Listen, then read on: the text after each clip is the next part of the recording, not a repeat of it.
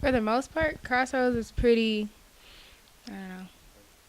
We were hopeful. The quote of our school is from MLK, who says, something that affects one directly affects us all indirectly. And so holding that to be true, it just really hits home for us.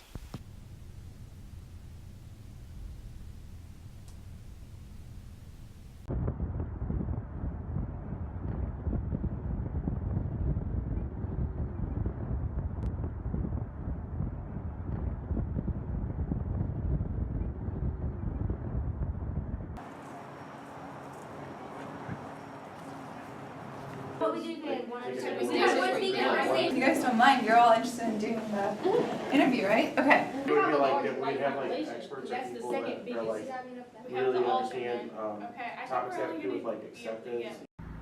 If you want to describe your school, It's predominantly white, middle class, upper middle class families. I would say Hazelwood might be 95% African American.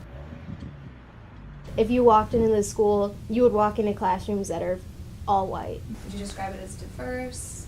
No. It's pretty good diversity-wise, but it's not like super integrated. Primarily Caucasian. Crossroads, like being down the street from a loop, we're not as conservative as other schools probably in Missouri are.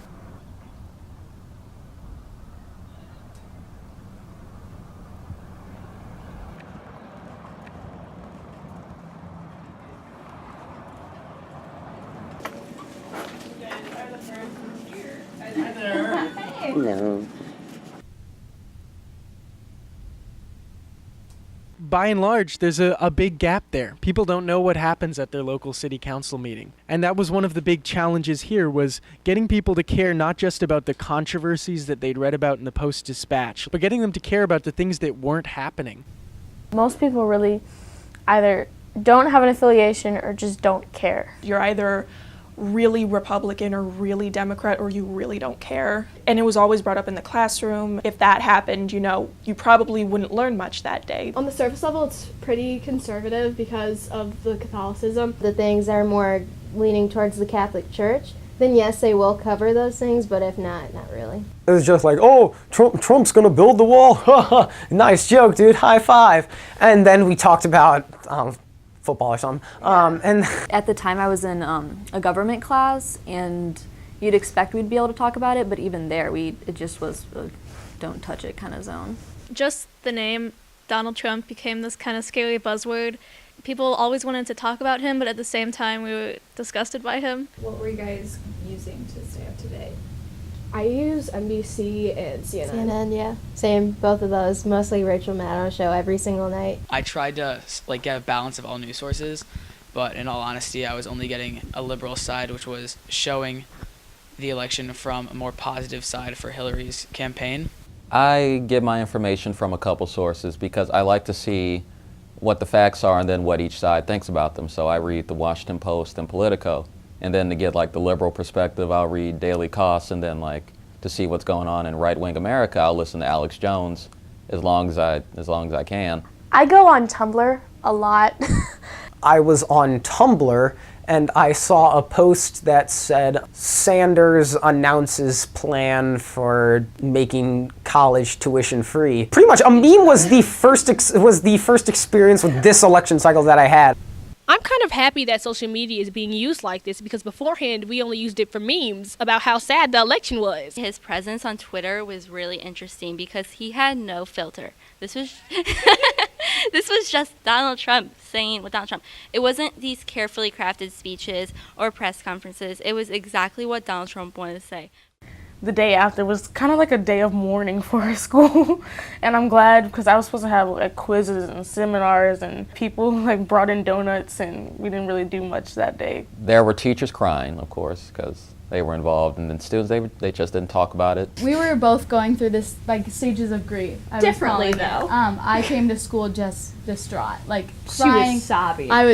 I just couldn't keep it together, and then I think you were at the more stage of being like, what is happening? I was hilarious. Like, yeah, I was like, she you was know what? delirious. Melania will basically be Michelle anyways. Like, I was making jokes. Yeah, like, and I was just like, I remember normally in the morning, my mom will be waiting for me. She'll be like, bye, Drea, have a nice day, don't be stupid.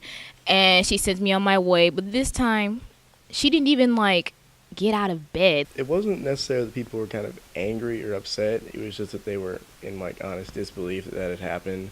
It was really quiet, and then towards the end there was like a small parade that kind of ran through the school. They had like trumpets and Trump flags on. They were running around the halls with Trump flags tied around their necks as capes and Make America Great Again hats on and just screaming, and it made me very angry, but it was also pretty funny. I think that the issues weren't at all discussed during this election. What are the issues that are important to you? Climate change, solely because that's happening.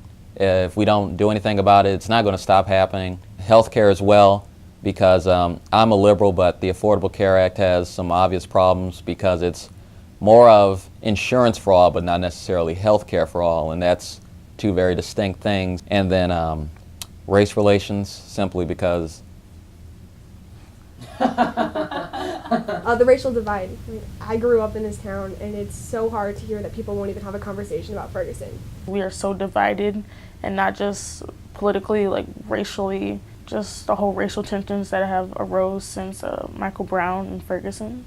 The one thing that's really surprised me, this is the only thing that I agree with Trump on, is I love space. That was my passion before I discovered the world of politics, was space and space exploration, and Trump's really big on that. Gun violence prevention was also a very big issue for me because I think that the amount of people getting killed and injured by guns is really not okay, and it's really dangerous to just have people, especially mentally disabled or mentally impaired people, carrying firearms around the streets.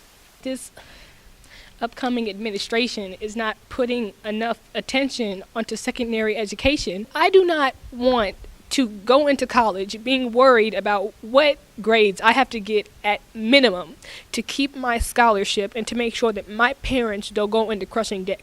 I've learned that we focus on, I think, minorities and things, but I think a lot of poor white people were really angry because they felt like they were being ignored and nobody was listening to them. And then he came along and he was listening to them and he said, you're right, these people, they're taking your jobs. That he stirred up these points that they were angry about because nobody had been listening. Things that he has said, it was misogynistic, it was racist, and it feels like people just didn't want to pay attention to that, so they didn't. you're told, and as you read about politics, you come to understand yourself that certain things just aren't possible.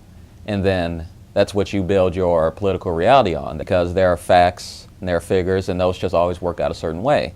And so when that science and that math goes away completely, it shakes you to the core. I'm hoping to run on a local level, then get that name recognition, and then run for the House or the Senate, but ultimately Senate. And has this election made you disappointed, turned off, or just more fired up? Oh, more fired up. So much more fired up. I'm going to try to stay involved, and I think that the biggest issue is apathy, because a lot of people don't feel for people that aren't like them, and I feel like minorities will achieve equality when the majority feels empathy.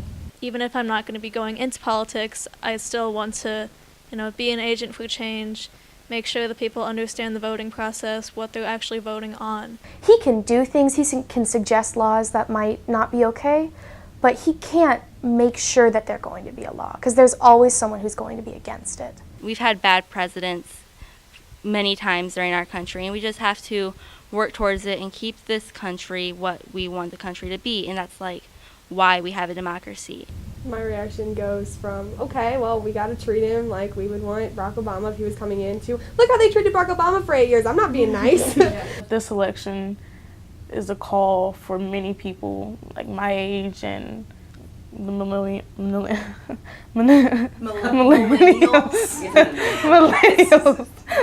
Everybody at first thought that, Hillary Clinton's going to win by a landslide. Donald Trump's a joke. The more people thought that, the less people voted. So you have to vote for what you want in your country. You can't just complain if you're not the one voting.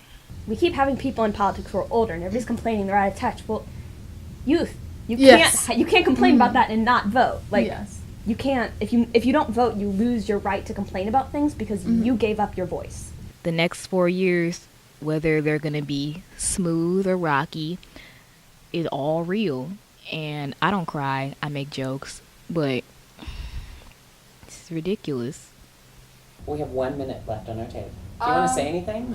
Mr. President, if you're watching this, be better than we expect. I have low expectations, but you've shown us that anything's possible. I didn't think you could win the primaries. You won the primaries. Didn't think you could win the nomination. You won the nomination. Didn't think you could be president. You're president now. I don't think you can be a good president. Surprise me.